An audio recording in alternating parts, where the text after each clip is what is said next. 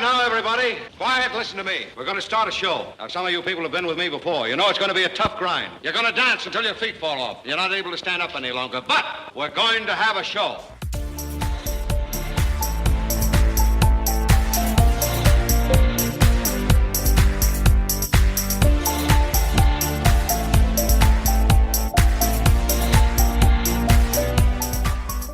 Welcome to today's episode of the Pink Door Podcast. Today we'll be discussing the 2025 profile of home buyers and sellers from the National Association of Realtors. And, if you're into social anthropology or just want to understand the economic anxiety that's just vibrating through the country, this report it's really the holy grail. It is. It's this huge download of data. It covers all the transactions from mid-2024 up to mid-2025. I think anxiety is exactly the right word, because usually with these annual reports, you expect, small changes, prices go up a bit, people move a little further out. Right, incremental stuff. Exactly.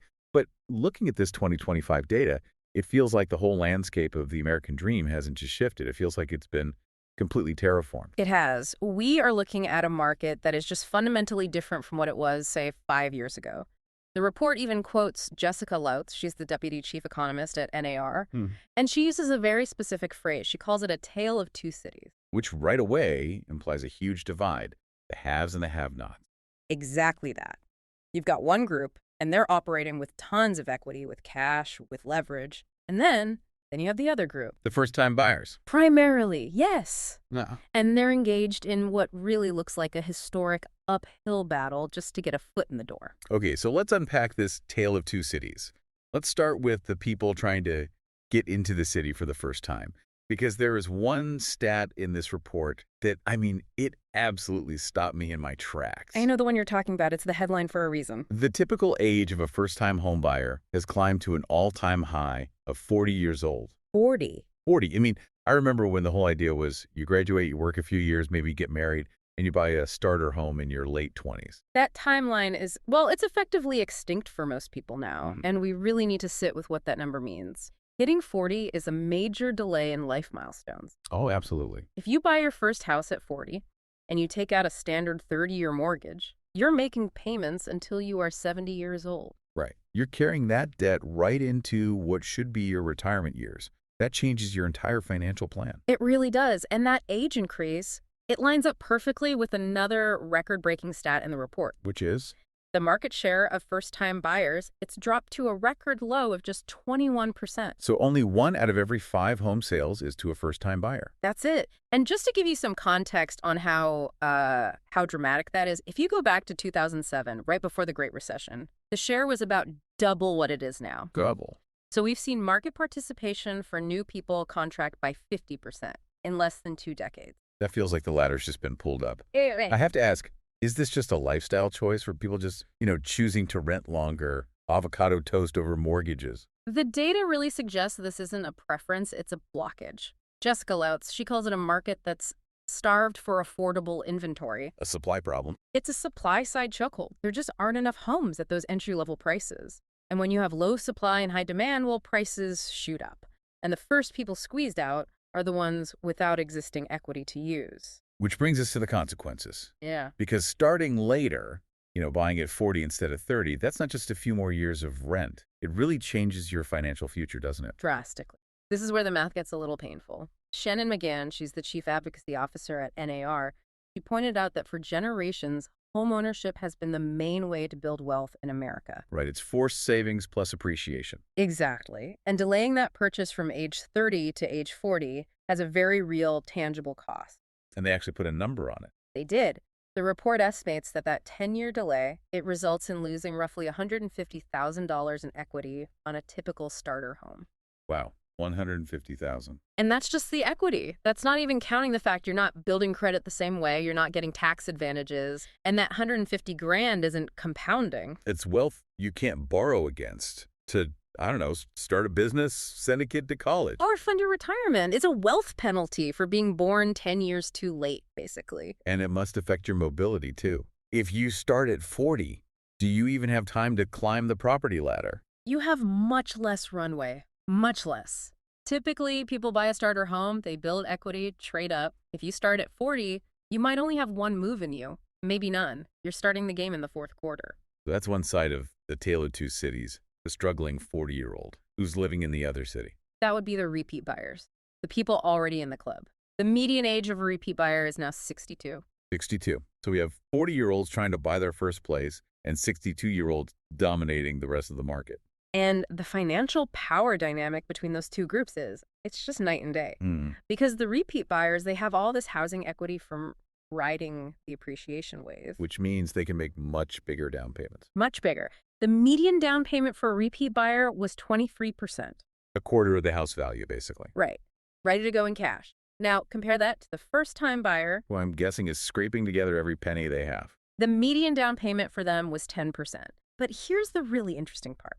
That 10% might sound low, but historically, that's the highest it's been since 1989. Wait, what? So first-timers are putting down more cash, percentage-wise, than they have in over 30 years. Yes. Because prices are so high and the competition is so fierce, they are stretching to their absolute limit just to be considered. And they're still only getting 21% of the market. And this is where it gets really, well, depressing if you're trying to buy. The repeat buyers aren't just making big down payments. Yeah. A lot of them are skipping mortgages entirely. Correct. This is the stat that defines the market's rigidity right now. 30% of repeat buyers paid all cash. 30%. So nearly a third of your competition can just walk in and write a check. It creates an incredibly tough environment for anyone new. I mean, put yourself in the seller's shoes for a second. Wow. You have two offers. One is from a 40-year-old, 10% down, needs a mortgage, an appraisal, the whole 9 yards. The other is a 62-year-old offering all cash who can close in 2 weeks. It's not a choice. You take the cash, all the risk is gone. The deck is stacked. It really is. But let's go back to that 10% down payment. Where is that money even coming from? If you don't have equity and wages haven't kept up, 10% of a $500,000 home is $50,000. That is not pocket change. The report breaks this down, and it's a fascinating look at modern finances. The top source is, no surprise, personal savings, 59%. Okay, the old-fashioned way. Good for them. But then you start to see the desperation. 26% used financial assets. What does that mean? That's cashing out stocks, dipping into your 401k, and taking the penalty. Even selling cryptocurrency. Selling crypto to buy a colonial. We really are in 2025. But isn't that dangerous? Rating your 401k at 40? It's incredibly risky. You are literally cannibalizing your retirement to secure housing today. But buyers feel like they have no other choice. And what about the bank of mom and dad? It's a huge factor. 22% of first-time buyers got help from family or friends. Gifts, loans. More than 1 in 5. Yes. And while it's great that families can do that, it just highlights a structural inequality. If you don't have family with that kind of capital, the barrier is so much higher. It makes intergenerational wealth a prerequisite for homeownership, instead of homeownership being the thing that creates the wealth. You've hit it exactly. It's like a glass floor. If you have it, you don't fall through. The report does stress, though, that programs like FHA and VA loans are still vital. Federal Housing Administration and Veterans Affairs loans. Right. These are government-backed loans that allow for much lower down payments. They are critical for helping people without that family safety net join the middle class. But even a pre-approved loan doesn't help if there are no houses to buy. Then you're just holding a piece of paper. And that brings us to the sellers. Because for a market to work, you need movement. And that mechanism seems to be jammed. They're staying put longer than ever. Yes. The median time a seller spent in their home before selling is now at an all-time high of 11 years. 11 years. What was it before?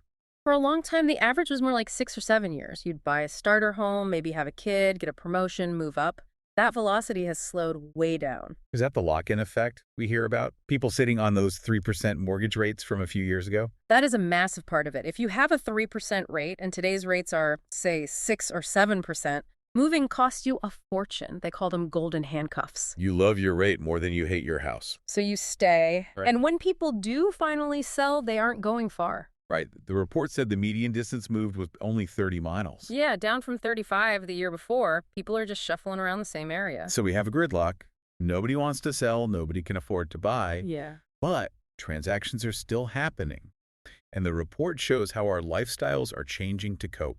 You're talking about multi-generational living. Yeah, that stat was really interesting. 14% of buyers bought a multi-generational home. Which is a huge slice of the market. And just to be clear, that means a home with like an in-law suite, a finished basement with a kitchen. Space for adult children or aging parents. What's driving that? It's economic and it's practical. The top reason, at 41%, is taking care of aging parents. The cost of assisted living is it's astronomical, so bringing them home is the only option. That makes sense. But the next two reasons are purely financial. 29% said cost savings. You pool your resources, the mortgage is more affordable. And 27% said it was because their kids, over 18, were moving back home. The boomerang generation. So you've got the 4-year-old who can't afford to buy, moving back in with their 62-year-old repeat buyer parents. It's all connected. The affordability crisis for the young leads them to live at home, which leads their parents to buy these bigger multi-generational homes. Families are banding together to build a defensive wall against the market. So with this incredibly complex, expensive market, you'd think technology would be the answer. You'd think people would be using Zillow and Redfin to just skip the middleman. That's been the narrative for a decade, right? Disrupt the real estate agent. But the data shows the exact opposite is happening. People are relying on agents more. More than ever. 88% of all buyers used an agent. And if you look just at previously owned homes where things get messy with inspections and negotiations, that jumps to 92%. And for sellers? 91% used an agent. That ties the highest percentage ever recorded. So why? With all the tech out there, why are people clinging to agents? Because the stakes have never been higher. Jessica Loutz makes this point, that agents provide so much more than just listings now. In a market this tight, finding the house is the easy part. The hard part is winning the house. Navigating the bidding war. Exactly. You need negotiation skills. You need someone who understands escalation clauses and appraisal gaps, and how to structure an offer that can even compete with that all-cash buyer. And I've got to think there's an emotional part to it, too. It's explicitly mentioned in the report. They call agents indispensable for providing emotional support.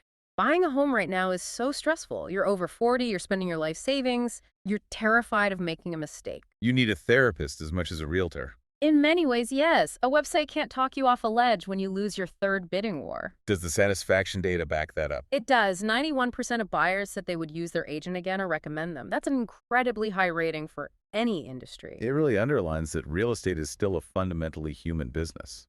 Especially for that first-time buyer. You need a strategist. You need someone in your corner. So if we step back and look at this whole 2025 profile, Yeah.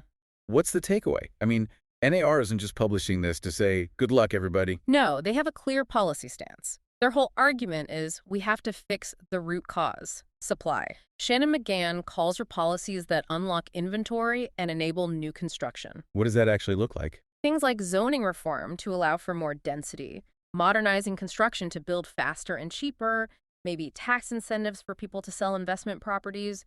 The argument is simple. Unless we physically increase the number of homes, these trends are just going to get worse. It's a wake-up call. We need more doors to open. We do. Because if the entry point to the American dream stays closed until you're 40, the ripple effects on social mobility will be felt for decades. It's a lot to take in, a market that's tougher, older, more expensive, but I think it's important to note people are still doing it. They are. Despite everything, they value homeownership. They're selling crypto, moving in with their parents, saving for a decade, fighting to make it happen. It's still the cornerstone of the American financial plan. The path is just a whole lot steeper. And maybe that makes finally getting those keys even more meaningful today than it was 20 years ago. I think that's a very fair point. It's an achievement worth celebrating. If you have any questions of this episode, or if you are thinking about buying or selling a house anywhere on Boston's South Shore from Southie to Sagamore, give Jim Aldred a call. He would love to speak with you. Jim believes that people in transition feel anxious about buying or selling a home, and he provides them with the guidance and security to help your family move on smoothly. Thanks for listening, and catch you on the next episode of the Pink Door Podcast.